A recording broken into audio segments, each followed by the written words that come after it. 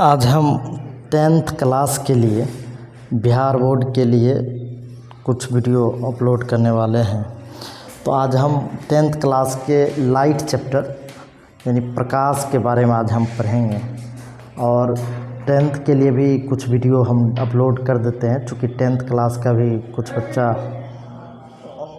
Class छोड़ा हुआ है और बार बार परेशान करता है। तो हम 10th क्लास के लिए आज एक वीडियो बना रहे हैं जो लाइट चैप्टर का फर्स्ट पार्ट होगा। तो प्रकाश यानी लाइट के बारे में हम पढ़ेंगे आज। लाइट ये पार्ट 1, पार्ट 2, पार्ट 3 करके हम वीडियो अपलोड कर देंगे 10th का भी, और 10th के जितने बच्चे हैं आपस में सब एक दूसरे को वीडियो शेयर कर लेंगे। तो ये प्रकाश क्या है? प्रकाश एक प्रकार का ऊर्जा है जो हमें देखने की अनुभूति प्रदान करता है। प्रकाश विद्युत चुंबकीय तरंग होता है। प्रकाश क्या होता है? विद्युत चुंबकीय तरंग होता है। तो प्रकाश के बारे में अगर कोई पूछे कि प्रकाश क्या है, तो एक लाइन में हम बोलेंगे प्रकाश एक प्रकार की ऊर्जा है जो हमें देखने की अनुभूति प्रदान करता है। हमें देखने की अनुभूति प्रदान करता है। अब प्रकाश के गुणों के बारे में हम पढ़ेंगे। तो प्रकाश के गुण बहुत सारे हैं, तो हम कुछ गुण के बारे में हम बात कर लेते हैं। प्रकाश एक विद्युत चुंबकीय तरंग है। तो विद्युत चुंबकीय तरंग है, अंग्रेजी में अगर बोलें तो यह एक इलेक्ट्रोमैग्नेटिक वेव है। यह एक इलेक्ट्रोमैग्नेटिक वेव है। इस वेव को माध्यम और बिना माध्यम, मतलब माध्यम हो तो वहाँ भी एक जगह से दूसरी जगह ट्रांसफ़र हो सकता है, या माध्यम नहीं भी हो वैक्यूम में भी ये ट्रैवल कर सकता है। प्रकाश यह विद्युत चुंबकीय तरंग है। यह अनुप्रस्थ तरंगें होती है। मतलब प्रकाश एक कैसी तरंग है? अनुप्रस्थ तरंगें होती है। अंग्रेजी में बोलें तो ट्रांसवर्स वेव होती है। ट्रांसवर्स वेव होती है। तो ट्रांसवर्स वेव का क्या मतलब कि प्रकाश जिस दिशा में संचरित होगा उससे लंबवत दिशा में इसका चुंबकीय क्षेत्र सदिश और विद्युतीय क्षेत्र सदिश कंपित करता रहता है। विद्युतीय क्षेत्र सदिश और चुंबकीय क्षेत्र सदिश लंबवत दिशा में कंपित करता रहता है। यह एक विद्युत चुंबकीय तरंग है। यह अनुप्रस्थ तरंगें होती है और इस तरंग की जो चाल है हवा में 3 गुना 10⁸ मीटर पर सेकेंड होती है।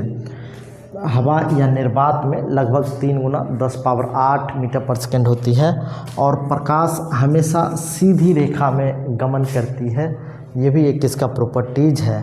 अलग अलग माध्यम में प्रकाश की चाल अलग अलग होती है। तो भिन्न भिन्न माध्यम में जो प्रकाश की चाल होगी, हवा या निर्वात में प्रकाश की चाल और उस माध्यम के अपवर्तनांक के बराबर होता है।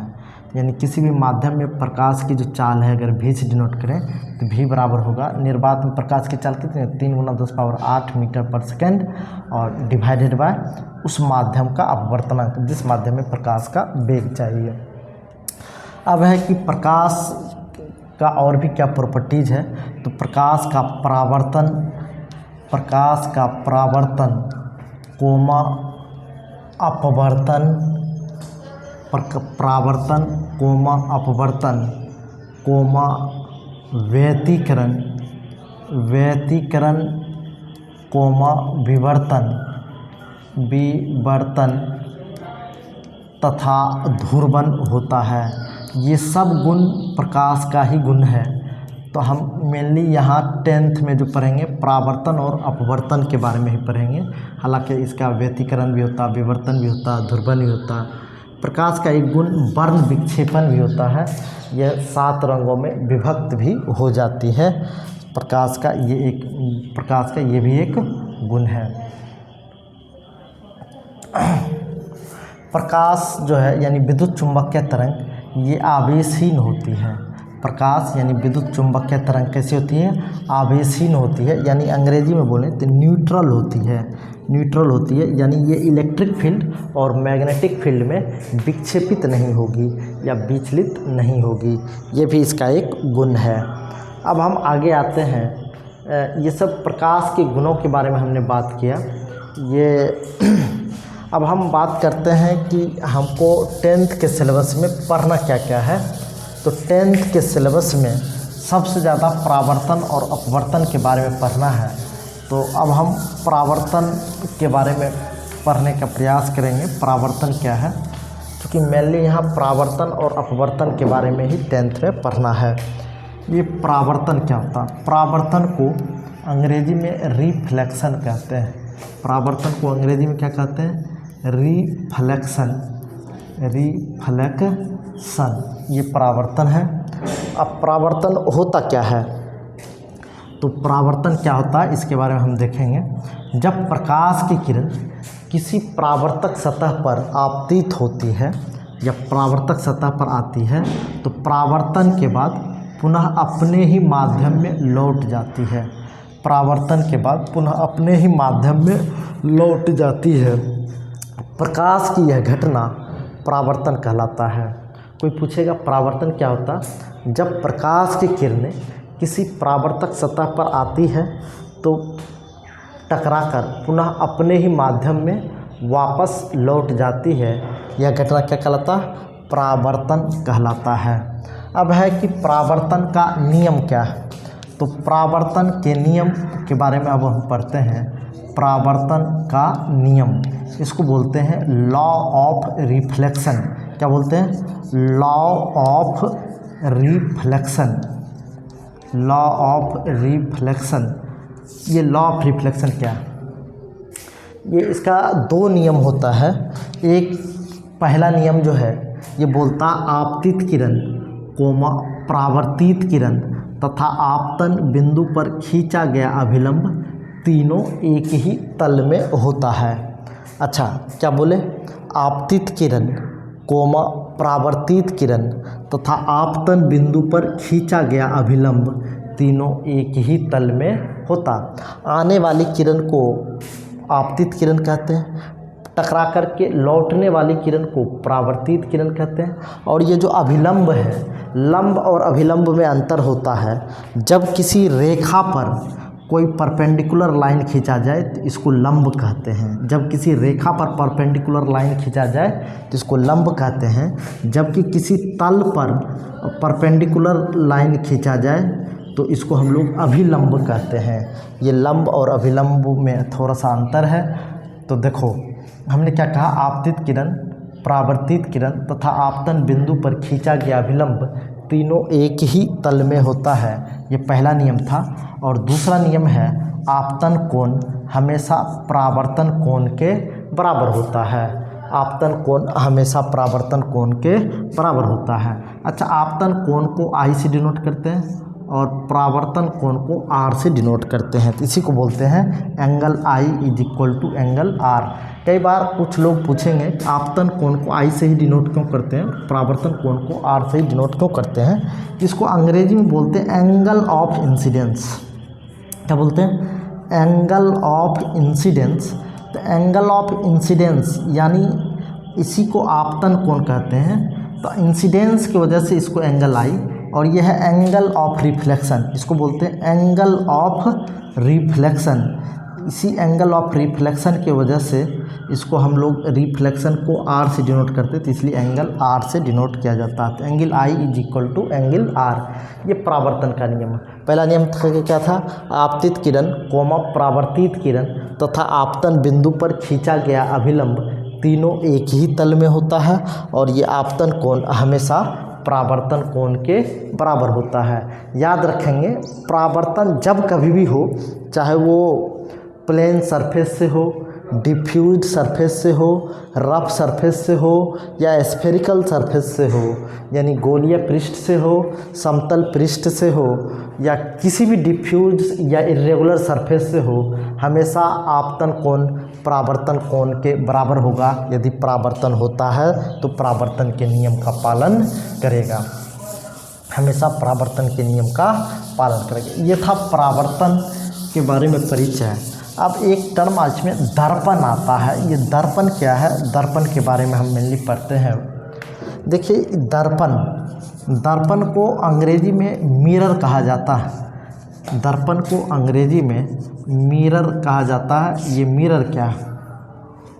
दर्पण एक ऐसा परावर्तक सतह जो लगभग 100% किरण को परावर्तित कर देता है। एक ऐसा परावर्तक सतह जो लगभग 100% यानी 100% रे ऑफ लाइट को रिफ्लेक्ट कर देता हो, उसी को हम लोग दर्पण कहते हैं। जैसे बोर्ड भी मेरा एक रिफ्लेक्टिंग सरफेस, लेकिन बोर्ड में क्या है कि 100% रे ऑफ लाइट को रिफ्लेक्ट नहीं करता, या 99.9% भी नहीं करता। मतलब वो भी दर्पण भी 100% रे ऑफ लाइट को रिफ्लेक्ट नहीं करता, वो भी जो है लगभग 100% किरण को परावर्तित करता, मतलब कुछ कम करता। कुछ किरण है जिसको वो अवशोषित कर लेता। जैसे दीवार है, तो दीवार भी परावर्तक सतह है, लेकिन ये दर्पण नहीं। क्यों? क्योंकि ये भी 100% के अबाउट रे ऑफ लाइट को रिफ्लेक्ट नहीं कर पाता है। अब हम दर्पण के प्रकार के बारे में पढ़ेंगे। तो दर्पण को मेनली 2 भाग में बांटा गया है। एक को हम बोलते हैं गोलीय दर्पण। क्या बोलते हैं? गोलीय दर्पण।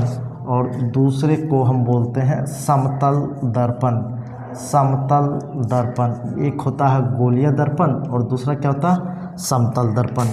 गोलीय दर्पण को अंग्रेजी में एस्फेरिकल मिरर कहा जाता है। क्या कहा जाता है? एस्फेरिकल मिरर। और समतल दर्पण को प्लेन मिरर कहा जाता है। समतल दर्पण को क्या कहते हैं? प्लेन मिरर कहते हैं। और ये एस्फेरिकल मिरर जो है ये भी 2 प्रकार का होता है। एस्फेरिकल मिरर कितने प्रकार का होता है? 2 प्रकार का। एक को हम बोलते हैं उत्तल दर्पण। क्या बोलते हैं? उत्तल दर्पण। और एक को बोलते हैं हम अवतल दर्पण। क्या बोलते हैं? अवतल दर्पण। एक क्या है? उत्तल दर्पण। और दूसरा क्या? अवतल दर्पण। उत्तल दर्पण को हम लोग कन्वेक्स मिरर कहते हैं। क्या कहते हैं? कन्वेक्स मिरर कहते हैं। और अवतल दर्पण को हम लोग कनकेव मिरर कहते हैं। क्या कहते हैं? कनकेव मिरर कहते हैं। और अब रहा कि गोलीय दर्पण होता क्या है। तो गोलीय दर्पण यानी एस्फेरिकल मिरर क्या होता है? तो गोलीय दर्पण एक ऐसा दर्पण जो किसी खोखले गोले का एक भाग होता है। एक ऐसा दर्पण जो किसी खोखले गोले का एक भाग होता है, यही गोलीय दर्पण है। और इसी को काट करके किसी को हम बाहर से पेंट कर दिए, किसी को हम अंदर से पेंट कर दिए, तो ये जो है कनकेव मिरर का काम करेगा। Concave mirror. Concave mirror Hindi में इसको बोलें तो अवतल दर्पण। हिंदी में अगर इसको बोलें तो अवतल दर्पण। अवतल दर्पण है। और ये कन्वेक्स मिरर है। कन्वेक्स मिरर, इसको हम हिंदी में बोलें अगर तो उत्तल दर्पण। क्या होगा? उत्तल दर्पण। अब कोई पूछे ये उत्तल दर्पण या अवतल दर्पण का डिफिनेशन क्या है, तो उत्तल दर्पण जो है, उत्तल दर्पण क्या है इसके बारे में हम देखें। एक ऐसा गोलीय दर्पण जिसका परावर्तक सतह उभरा हुआ हो, वो उत्तल दर्पण कहलाता है। एक ऐसा गोलीय दर्पण जिसका परावर्तक सतह उभरा हुआ हो, ये क्या कहलाता? उत्तल दर्पण कहलाता। या ऐसे बोल दे, जिसका भीतरी सतह रजतीत किया हो, ये उत्तल दर्पण कहलाता है। और ये कनकेव मिरर, एक ऐसा परावर्तक सतह, एक ऐसा परावर्तक सतह जिसका भीतरी सरफेस, मतलब एक ऐसा गोलीय दर्पण जिसका परावर्तक सतह धंसा हुआ हो, या एक ऐसा गोलीय दर्पण जिसका उभरा हुआ भाग या बाहरी भाग रजतीत किया हो, अवतल दर्पण कहलाता है। जिसका परावर्तक सतह धंसा हुआ हो, या ऐसा गोलीय दर्पण जिसका उभरा हुआ भाग रजतीत किया हो, अवतल दर्पण कहलाता है। अब हम आगे आएंगे समतल दर्पण के डिफिनेशन के बारे में। समतल दर्पण का डिफिनेशन क्या होगा? तो समतल दर्पण को भी जो हम डिफाइन करते हैं गोलीय दर्पण के टर्म में डिफाइन करते हैं। बहुत बड़े आकार के पृष्ठ, मतलब बहुत बड़े रेडियस के अगर गोले को हम लेते हैं और उसका एक छोटा सा पार्ट काट लेते हैं, उसका एक छोटा सा पार्ट अगर काट लेते हैं, तो इस छोटे से पार्ट को काट करके अगर इसको पेंट कर दिया जाए तो ये गोलाकार दिखता भी नहीं है। तो हम समतल दर्पण को जब कभी भी डिफाइन करते हैं तो हम लोग ऐसे डिफाइन कर सकते हैं, एक ऐसा गोलीय दर्पण जिसका वक्रता त्रिज्या अनंत हो, एक ऐसा गोलीय दर्पण जिसका वक्रता त्रिज्या कितना हो, अनंत हो, समतल दर्पण कहलाता है। और अगर हम एक फार्मूला याद हो तो F बराबर R/2, तो अगर रेडियस इन्फिनाइट हो गया तो फोकस दूरी भी कितनी होगी, इन्फिनाइट, यानी समतल दर्पण के लिए फोकस दूरी भी अनंत हो जाएगा, क्योंकि वक्रता त्रिज्या कितनी होती है, अनंत। तो समतल दर्पण को भी जब कभी भी हम डिफाइन करेंगे तो एक लाइन में हम कह सकते हैं एक ऐसा गोलीय दर्पण जिसकी वक्रता त्रिज्या कितनी हो, अनंत हो, जिसकी वक्रता त्रिज्या अनंत हो, समतल दर्पण कहलाता है, प्लेन मिरर कहलाता है। अब हम दर्पण के कुछ और टर्म के बारे में पढ़ लें, जैसे वक्रता त्रिज्या क्या होता है, ध्रुव क्या होता है। जैसे मान लेते हैं कि ये एक अवतल दर्पण है, ये क्या अवतल दर्पण है, तो अवतल दर्पण का जो ये मध्य बिंदु है या किसी भी दर्पण का जो मध्य बिंदु है इसको हम लोग ध्रुव कहते हैं, इसको हम लोग क्या कहते हैं, ध्रुव कहते हैं, और अंग्रेजी में इसको पोल कहा जाता है, अंग्रेजी में इसको पोल कहा जाता है। एक होता है उत्तल दर्पण, और उत्तल दर्पण ये है, तो किसी भी दर्पण का जो मध्य बिंदु है इसी मध्य बिंदु को हम लोग क्या कहेंगे, ध्रुव कहते हैं, या अंग्रेजी में इसको पोल कहा जाता है। अब एक टर्म और आता है जिसको हम लोग वक्रता केंद्र कहते हैं। तो ये वक्रता केंद्र क्या होता है, तो वक्रता केंद्र के बारे में अगर हम चर्चा करें तो वक्रता केंद्र क्या होता है, तो जैसे ये गोलीय दर्पण है, तो गोलीय दर्पण किसी न किसी खोखले गोले का एक भाग होता है। गोलीय दर्पण क्या होता है, किसी न किसी खोखले गोले का एक क्या होता है, भाग होता है। तो उस खोखले गोले का जो केंद्र है, जैसे मान लीजिए ये गोलीय दर्पण है, ये गोले का कहीं न कहीं केंद्र रहा होगा, तो इस गोले का, खोखले गोले का जो केंद्र है इसी को हम लोग वक्रता केंद्र कहते हैं, और इसको C से डिनोट किया जाता है। और ये दर्पण का मध्य बिंदु क्या कहलाता था, ध्रुव कहलाता था, इसी को अंग्रेजी में पोल या P से डिनोट करते थे, और ये वक्रता केंद्र क्या C है। अगर उत्तल दर्पण की अगर हम बात करें तो उत्तल दर्पण का भी जो मध्य बिंदु है, ये मध्य बिंदु तो ध्रुव कहलाएगा ही कहलाएगा, ये भी किसी न किसी एक खोखले गोले का भाग है, तो इसका जो वक्रता केंद्र है ये भी क्या कहलाता है, ध्रुव, ये भी वक्रता केंद्र है, इसको हम लोग सेंटर ऑफ कर्वेचर अंग्रेजी में बोलते हैं। ये भी किसी न किसी एक खोखले गोले का भाग है, तो इस खोखले गोले का जो केंद्र है उस साइड ही होगा, तो ये वक्रता केंद्र से, जिस किसी भी खोखले गोले का एक भाग है उसका जो केंद्र है उसी को हम लोग क्या कहेंगे, वक्रता केंद्र, और ये क्या हो गया, ध्रुव। इसी में एक आता प्रधान अक्ष, क्या आता, प्रधान अक्ष, या इसी को हम लोग बोलते हैं मुख्य अक्ष। क्या बोलते हैं, मुख्य अक्ष, प्रधान अक्ष या मुख्य अक्ष। इसी को अंग्रेजी में प्रिंसिपल एक्सिस कहा जाता है। क्या कहते हैं, प्रिंसिपल एक्सिस। कोई पूछेगा ये प्रिंसिपल एक्सिस क्या है, तो प्रिंसिपल एक्सिस के बारे में एक लाइन कहेंगे, ध्रुव और वक्रता केंद्र को मिलाने वाली सरल रेखा प्रधान अक्ष कहलाता है। ध्रुव और वक्रता केंद्र, ध्रुव और वक्रता केंद्र को मिलाने वाली सरल रेखा, यहाँ भी देखें तो ध्रुव और वक्रता केंद्र को मिलाने वाली सरल रेखा क्या कहलाएगा, प्रधान अक्ष, या इसी को हम लोग मुख्य अक्ष भी कहते हैं। अब इसी में एक आता है फोकस। पूछेगा ये फोकस क्या होता है या मुख्य फोकस क्या होता है, तो फोकस जो है कुछ नहीं, तो फोकस के बारे में हम एक लाइन डिफाइन मतलब लिखते हैं। ये जो फोकस होता है ना, वक्रता केंद्र और ध्रुव के मिड पॉइंट पे होता है। वक्रता केंद्र और कहाँ होता है, ये जैसे मान लीजिए ध्रुव है और ये मान लीजिए वक्रता केंद्र है, तो ध्रुव और वक्रता केंद्र का जो मध्य बिंदु है इसी को हम लोग फोकस कहते हैं। ध्रुव और वक्रता केंद्र का जो मध्य बिंदु है क्या कहलाता?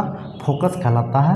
या इसको हम लोग ऐसे भी डिफाइन कर सकते हैं, जब कभी भी प्रधान अक्ष के समानांतर प्रकाश की किरणें जाती है तो परावर्तन के बाद प्रधान अक्ष के जिस बिंदु से होकर गुजरती है इसको हम लोग फोकस कहते हैं। इसको हम लोग क्या कहते हैं? फोकस कहते हैं। या ऐसे भी कह सकते हैं वक्रता केंद्र और ध्रुव के जो मध्य बिंदु है इसको हम लोग फोकस कहते हैं। अब है कि सेंटर ऑफ कर्वेचर समझ गए। अब एक रेडियस ऑफ कर्वेचर क्या होता है? Radius of curvature. तो रेडियस ऑफ कर्वेचर को हिंदी में वक्रता त्रिज्या कहते हैं। हिंदी में क्या कहते हैं? वक्रता त्रिज्या कहते हैं। ये वक्रता त्रिज्या क्या है? तो वक्रता त्रिज्या के बारे में हम बात करेंगे। तो ध्रुव और वक्रता केंद्र का जो दूरी है, ध्रुव और वक्रता केंद्र के बीच की दूरी को वक्रता त्रिज्या कहा जाता है। इसे आर से डिनोट करते हैं। ध्रुव और वक्रता केंद्र, यहाँ भी ध्रुव और वक्रता केंद्र के बीच की दूरी को वक्रता त्रिज्या कहते हैं। इसको हम लोग आर से डिनोट करते हैं। एक होता फोकस दूरी। फोकस दूरी क्या होता? तो फोकस दूरी को अंग्रेजी में बोलते हैं फोकल लेंथ। अंग्रेजी में क्या बोलते हैं? Focal length. ये फोकल लेंथ क्या होता है इसके बारे में भी अगर हम चर्चा करें तो देखेंगे। ये मुख्य फोकस और ध्रुव, मुख्य फोकस और ध्रुव, सिंपल फोकस और ध्रुव के बीच की दूरी को ही फोकस दूरी कहते हैं। इसे स्मॉल एफ से डिनोट किया जाता है। यहाँ भी फोकस और ध्रुव के बीच की दूरी को ही फोकस दूरी कहते हैं। इसे स्मॉल एफ से डिनोट किया जाता है। याद रखेंगे, फोकस दूरी को स्मॉल एफ से डिनोट करेंगे, जबकि फोकस को कैपिटल एफ से डिनोट करते हैं। फोकस एक बिंदु है और फोकस दूरी क्या है? तो फोकस और ध्रुव के बीच, फोकस और ध्रुव के बीच की जो दूरी है इसी को हम लोग फोकस दूरी कहते हैं। अब हम कुछ और टर्म पे आते हैं। जैसे इसमें एक टर्म आता है ऑब्जेक्ट। ऑब्जेक्ट को हिंदी में बिंब या वस्तु कहते हैं। ऑब्जेक्ट तो पूरे लाइट चैप्टर में ऑब्जेक्ट यानी वस्तु, वस्तु को एक और टर्म से हम लोग जानते हैं, यहाँ बिंब भी लिखा होता है। और एक आता है इमेज। इमेज, इमेज को हिंदी में प्रतिबिंब कहते हैं। इमेज को हिंदी में क्या कहते हैं? प्रतिबिंब। पूरे लाइट चैप्टर में वैसा कोई भी वस्तु जिससे प्रकाश की किरण आ रहा हो वो वस्तु या बिंब कहलाता है। वैसा कोई भी ऑब्जेक्ट मतलब थिंग्स, कोई भी चीज़ जिससे प्रकाश की किरण आ रही हो वो वस्तु या बिंब कहलाता है। और प्रतिबिंब क्या होता? तो प्रतिबिंब के बारे में हम बात करते हैं। किसी वस्तु से आती हुई प्रकाश की किरणें दर्पण से परावर्तन या लेंस से अपवर्तन के बाद, प्रतिबिंब का डिफिनेशन हम बता रहे हैं। प्रतिबिंब के डिफिनेशन को अच्छे से देखेंगे क्योंकि प्रतिबिंब को फॉर्मेशन आता है बार बार। आपको प्रतिबिंब, अवतल दर्पण में प्रतिबिंब वस्तु को कहाँ रखेंगे तो प्रतिबिंब कहाँ बनेगा, उत्तल दर्पण में वस्तु को कहाँ रखेंगे तो कहाँ बनेगा, प्रतिबिंब का नेचर क्या होगा। लेंस में भी डिफरेंट ऑब्जेक्ट को डिफरेंट जगह रखकर उसके स्थिति और प्रकृति, मतलब प्रतिबिंब की स्थिति और प्रकृति के बारे में पूछा जाता है। याद रखेंगे, हम दर्पण ये प्रतिबिंब के डिफिनेशन के बारे में चर्चा कर रहे हैं। किसी वस्तु से आती हुई प्रकाश की किरणें दर्पण से परावर्तन या लेंस से अपवर्तन के बाद जिस बिंदु पर मिलती है या मिलती हुई प्रतीत होती है प्रतिबिंब कहलाता है। जिस वस्तु से आती हुई प्रकाश की किरणें दर्पण से परावर्तन या लेंस से अपवर्तन के बाद जिस बिंदु पर मिलती है या मिलती हुई प्रतीत होती है क्या कहलाता? प्रतिबिंब कहलाता है। अब है प्रतिबिंब दो प्रकार के होते हैं। प्रतिबिंब कितने प्रकार के होते हैं? दो प्रकार के होते हैं प्रतिबिंब। इसको इमेज कहते हैं। ये प्रतिबिंब दो प्रकार के होते हैं। तो एक को बोलते हैं वास्तविक प्रतिबिंब। क्या बोलते हैं? वास्तविक प्रतिबिंब। और एक को बोलते हैं आभासी प्रतिबिंब। क्या बोलते हैं? आभासी प्रतिबिंब। ये वास्तविक प्रतिबिंब क्या है? तो वास्तविक प्रतिबिंब, तो इसको हम लोग रियल इमेज कहते हैं। क्या कहते हैं? रियल इमेज कहते हैं। और आभासी प्रतिबिंब को वर्चुअल इमेज कहते हैं, वर्चुअल इमेज कहते हैं। इसी आभासी प्रतिबिंब को हम लोग कभी कभी काल्पनिक प्रतिबिंब भी कह सकते हैं, या लिखा मिलेगा काल्पनिक प्रतिबिंब, काल्पनिक प्रतिबिंब। अब कोई पूछेगा ये वास्तविक प्रतिबिंब क्या है, तो एक लाइन में बोलेंगे, किसी वस्तु से आती हुई प्रकाश की किरणें दर्पण से परावर्तन या लेंस से अपवर्तन के बाद जब किसी बिंदु पर वास्तविक रूप से मिलती है, दर्पण से परावर्तन या लेंस से अपवर्तन के बाद जब किसी बिंदु पर वास्तविक रूप से मिलती है तो वहाँ वास्तविक प्रतिबिंब बनता है। और वास्तविक प्रतिबिंब हमेशा उल्टा बनेगा, चाहे वो लेंस हो या दर्पण हो, इससे कोई लेना देना नहीं है। वास्तविक प्रतिबिंब हमेशा कैसा बनेगा, उल्टा बनेगा। मतलब वस्तु से आती हुई प्रकाश की किरणें दर्पण से परावर्तन या लेंस से अपवर्तन के बाद जिस बिंदु पर मिलती है वास्तविक प्रतिबिंब बनता है। वास्तविक प्रतिबिंब हमेशा उल्टा होता है और इसे पर्दे पर उतारा जा सकता है, इसे पर्दे पर उतारा जा सकता है। अब है कि आभासी प्रतिबिंब। तो आभासी प्रतिबिंब क्या होगा, जब किसी वस्तु से आती हुई प्रकाश की किरणें दर्पण से परावर्तन या लेंस से अपवर्तन के बाद किसी बिंदु पर मिलती हुई प्रतीत होती है तो वहाँ आभासी प्रतिबिंब होता है, वहाँ आभासी प्रतिबिंब होता है। और आभासी प्रतिबिंब हमेशा सीधा बनता है, आभासी प्रतिबिंब हमेशा क्या होता है, सीधा बनता है और इसे पर्दे पर नहीं उतारा जा सकता है, इसे पर्दे पर नहीं उतारा जा सकता। आभासी प्रतिबिंब में क्या होता है कि परावर्तन या अपवर्तन के बाद किसी बिंदु पर मिलता हुआ प्रतीत होता है लेकिन मिलता नहीं है।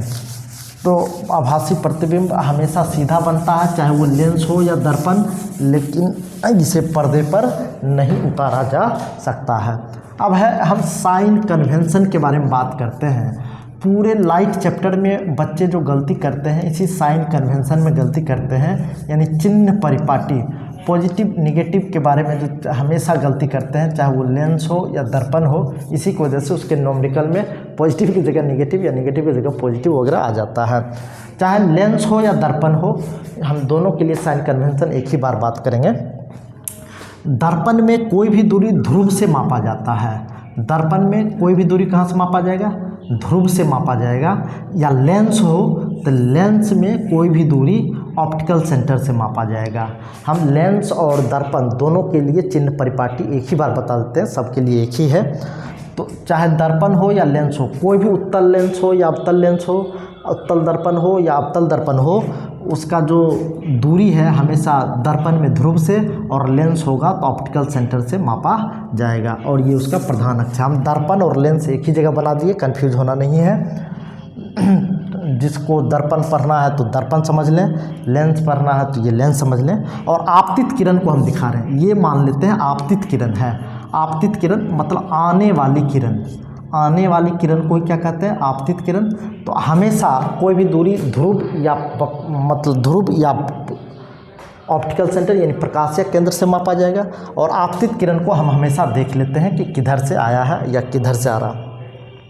अगर कोई भी दूरी मापेंगे तो ध्रुव से मापना स्टार्ट करेंगे, चाहे वो दर्पण हो, हाँ अगर लेंस होगा तो ऑप्टिकल सेंटर से मापना स्टार्ट करेंगे। अगर आपतित किरण के दिशा में मापने जाएंगे तो धन चिन्ह के साथ उस दूरी को लिखा जाएगा। अगर आपतित किरण के विपरीत दिशा में चलेंगे तो ऋण चिन्ह के साथ उस दूरी को मापा जाएगा। अगर प्रधान अक्ष के ऊपर मापा जाएगा तो प्रधान अक्ष के ऊपर पॉजिटिव साइन के साथ दूरी को या हाइट को लिखा जाएगा। प्रधान अक्ष के नीचे नापेंगे तो निगेटिव साइन के साथ लिखा जाएगा कोई भी दूरी। तो फिर से हम इस चीज़ को देख लें। जैसे मान लीजिए ये लेंस है, तो लेंस में अगर ये किरण आने वाली किरण है तो आने वाली किरण कोई जोड़ी नहीं, हमेशा इधर से ही आएगा, इधर से भी आ सकता है। हमें हमेशा आने वाली किरण को देखते हैं, यानी आपतित किरण को देखते हैं। और ध्रुव मतलब ध्रुव या ऑप्टिकल सेंटर से प्रकाश के मतलब दूरी उरी मापा जाएगा। अगर आपतित किरण के दिशा में दूरी मापना पड़ रहा है, मतलब आपतित किरण के दिशा में अगर हम जा रहे हैं तो धन चिन्ह के साथ दूरी को लिखेंगे। अगर आपतित किरण के विपरीत दिशा में जा रहे हैं तो ऋण चिन्ह के साथ लिखेंगे। बायां हो या दाएं इससे कोई मतलब नहीं। प्रधान अक्ष के ऊपर अगर जा रहे हैं तो धन चिन्ह के साथ हाइट को लिखेंगे, और प्रधान अक्ष के नीचे आ रहे हैं तो ऋण चिन्ह के साथ हम दूरी को या हाइट को लिखेंगे। आज भर हम इतना ही छोड़ते हैं। 10th क्लास के लिए बिहार बोर्ड के लिए ये हम सीरीज स्टार्ट किए हैं, इसका भी सारा वीडियो अपलोड कर देंगे। 10th के बच्चों के लिए है। जिस बच्चों को मतलब किन्हीं बच्चों को अगर इस चैप्टर में दिक्कत हो तो अपना सीरियल वाइज अपना वीडियो देख लेंगे, सबों के लिए फ़ायदेमंद रहेगा। तो चलिए आज भर हम इतना ही छोड़ते हैं। डेली एक वीडियो अपलोड कर दिया जाएगा। अभी हम जो सीरीज स्टार्ट किए हैं बिहार बोर्ड के लिए, हिंदी माध्यम बच्चों के लिए, 10th के लिए भी एक सीरीज लेकर के स्टार्ट किए हैं और 12th के लिए भी स्टार्ट किए। 12th में अभी इलेक्ट्रोस्टैटिक्स चैप्टर चल रहा है और 10th में लाइट चैप्टर चलेगा। बारी बारी से दोनों का वीडियो अपलोड करते रहेंगे। धन्यवाद।